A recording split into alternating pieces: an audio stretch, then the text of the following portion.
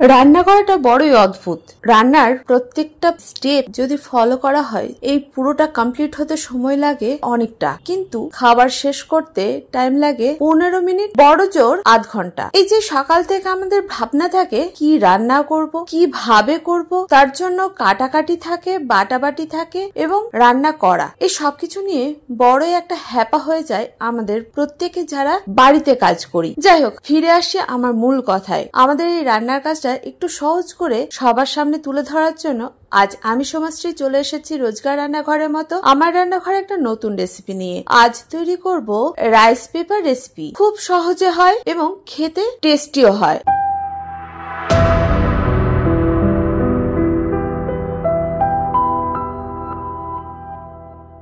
এর জন্য অবশ্যই লাগবে রাইস পেপার, যেটা অনলাইন থেকে কিনতে পাওয়া যায়। আপনারা যদি এই রাইস পেপার সম্পর্কে লিংক জানতে চান সেটা কমেন্টে জানাবেন, আমি আপনাদের উত্তর দেওয়ার চেষ্টা করব।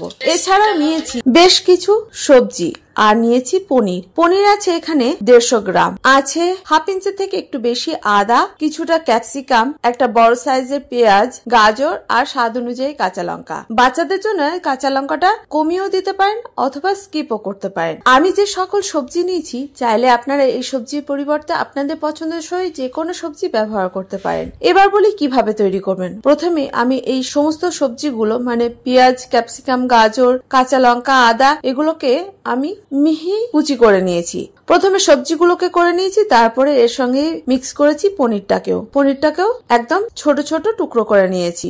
এবার এই মিক্সারটাকে একটা বড় পাত্রে ঢেলে নিয়েছি, কারণ এর মধ্যে বেশ কিছু উপকরণ যোগ করতে হবে। সেই সকল উপকরণগুলো প্রত্যেকের বাড়িতেই থাকে। এখন এই উপকরণগুলো কি কি বলে নিচ্ছি। 1.5 চা চামচ সয়া সস, স্বাদ অনুযায়ী নুন, হাফ চা চামচ গোলমরিচ গুঁড়ো, 1.5 চা চামচ রেড চিলি সস, 1.5 চা চামচ টমেটো কেচাপ। এবার এই পরিমাণগুলো আপনারা কম বেশি করতেই পারেন। আমি সস দিয়েছি বলে নুনের পরিমাণটা একটু কম দিয়েছি, সেক্ষেত্রে আপনার নুন এবং চিনিটা একটু মিক্স করে নেবেন। এবার এই সমস্ত উপকরণগুলোকে আমি ভালোভাবে মিক্স করে নিয়েছি।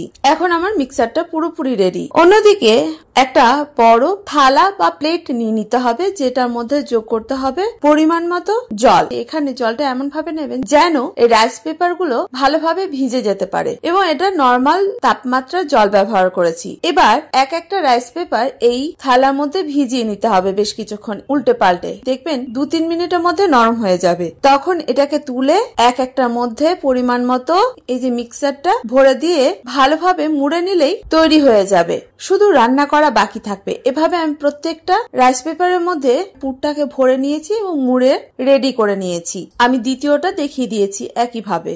আমার রাইস পেপারটা যেহেতু একটু বেশি বড় এবং ভেজাতে গিয়ে একটু করে ফেটে আছে, ফলে মোড়াতে অসুবিধা হচ্ছে। চাইলে একটু ছোট মাপে নিতে পারেন, আর ভাজ করার সময় একটু সাবধানে ভাজ করে নেবেন, যেহেতু খুব পাতলা হয়। আপনাদের পছন্দ মতো পুর ব্যবহার করতে পারেন। অন্যদিকে বসিয়ে দিয়েছি একটা ননস্টিক প্যান। প্যানের মধ্যে দিয়ে দিয়েছি হাফ চা চামচের থেকে একটু বেশি রিফাইন্ড অয়েল। এটা ক্ষেত্রে খুব বেশি তেল ব্যবহার করতে হয় না, চাইলে আপনারা স্টিমও করতে পারেন। এবার এই তেলটাকে ননস্টিক প্যানের চারিদিকে মিক্স করে নিয়েছি। যেহেতু সময় খুব কম ছিল, আমি সমস্ত স্টাফিং গুলোকে একসঙ্গে প্যানের মধ্যে বসিয়ে দিয়েছি।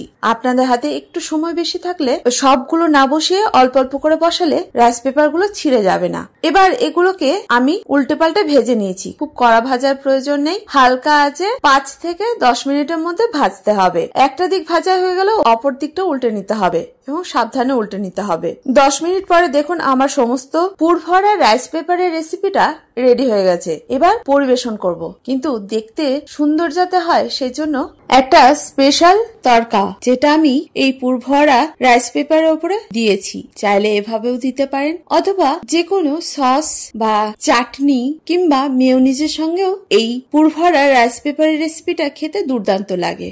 এর জন্য আমি একটা তাওয়া বসিয়ে দিয়েছি, এর মধ্যে দিয়ে দিয়েছি বেশ কিছুটা মাখন গরম হলে এর মধ্যে যোগ করেছি হাফ চামচ কাশ্মীরি লঙ্কার গুঁড়ো, হাফ চামচ চিলি ফ্লেক্স আর 1 চা চামচের থেকে একটু কম সাদা তিল। এবার এটাকে একটুখানি নাড়াচাড়া করে গ্যাস অফ করে দিয়েছি। এটা ওই পুর ভরা রাইস পেপারের উপরে আমি যোগ করেছি। খেতে অসাধারণ হয়, সময় কম লাগে, বাচ্চা থেকে পুরো সকলেই চেটে পুটে খাবে, অথচ খাটনিও কম, স্বাস্থ্যকর।